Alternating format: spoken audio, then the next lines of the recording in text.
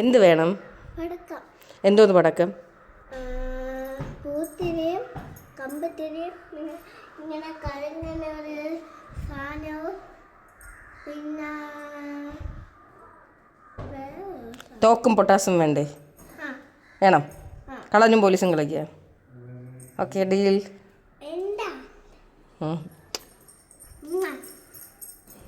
അങ്ങനെ ദീപാവലി പ്രമാണിച്ച് ഞങ്ങൾ പടക്കം വാങ്ങാനായിട്ട് പോയി. ഞങ്ങളുടെ വീട് ആ പുഴുക്കുന്നിന് അടുത്തായതുകൊണ്ട് തന്നെ ഞങ്ങൾക്ക് അവിടെ നിന്ന് വാങ്ങാനായിരുന്നു ഏറ്റവും എളുപ്പം. പക്ഷേ ഒരു രക്ഷയില്ലാത്ത തിരക്കായിരുന്നു കേട്ടോ. ദീപാവലിയുടെ തലേന്ന് ഒരല്പം വെയിൽ ഉദിച്ച സമയം കൊണ്ട് ആൾക്കാരെല്ലാവരും ഇറങ്ങിയിട്ടുണ്ട് പടക്കം വാങ്ങാനും ഒക്കെ ആയിട്ട്. ഫുൾ ട്രാഫിക്കും ബഹളമായിട്ടിരിക്കുകയാണ്. ഓരോ ഷോപ്പിൻ്റെ മുന്നിലും നല്ല തിരക്കായിരുന്നു. അപ്പോൾ ഞങ്ങൾക്ക് സാരി പ്രീപ്ലേറ്റ് ചെയ്തത് കൊടുക്കാനായിട്ട് പോകണമായിരുന്നു. അങ്ങനെ അത് കഴിഞ്ഞിട്ട് വരുന്ന വഴിക്ക് ഞങ്ങൾ ഈസ്റ്റ് ഫോർട്ട് പഴവങ്ങാടിയുള്ള മഹാബോളിയിൽ കയറിയിട്ട് 3 ബോളിയും ഒരു പാൽപ്പായസവും വാങ്ങി.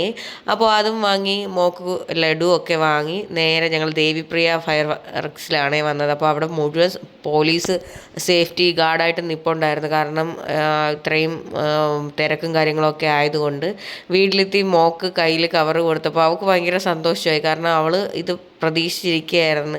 അമ്മ പടക്കം വാങ്ങിക്കൊണ്ട് വരുന്നതും കാത്തിരിക്കുകയായിരുന്നു അവൾ. അപ്പോൾ ഇതൊക്കെ അവളുടെ കൊച്ചു കൊച്ചു സന്തോഷങ്ങളാണ്. നമ്മുടെ ഏറ്റവും വലിയ ആഗ്രഹവും അതല്ലേ, അവരുടെ സന്തോഷങ്ങൾ കാണുക എന്നുള്ളത്. അപ്പോൾ ഞാൻ അവൾക്ക് തോക്കും പൊട്ടാസും വാങ്ങിച്ചു. പിന്നെ അത്യാവശ്യം കുറച്ച് പടക്കങ്ങൾ. അപ്പോൾ കുഞ്ഞിന് പടക്കം പേടിയാണ്. അപ്പോൾ അതുകൊണ്ട് തന്നെ എനിക്ക് കത്തിക്കാൻ വേണ്ടിയിട്ട് 2-3 പടക്കം വാങ്ങിച്ചത്. അതല്ലാതെ മകൾക്ക് വേണ്ടിയിട്ട് തോക്കും പൊട്ടാസും വാങ്ങി. പിന്നെ കുറച്ച് നേരമൊക്കെ ഞങ്ങൾ വീട്ടിലിരുന്നിട്ട് പിന്നെ അവൾക്ക് ആ ബോളിയും പായസവും കഴിക്കാനായിട്ട് കൊടുത്തു. എന്തത് ദീപാവലി സ്പെഷ്യലാണോ? കഴിച്ചേ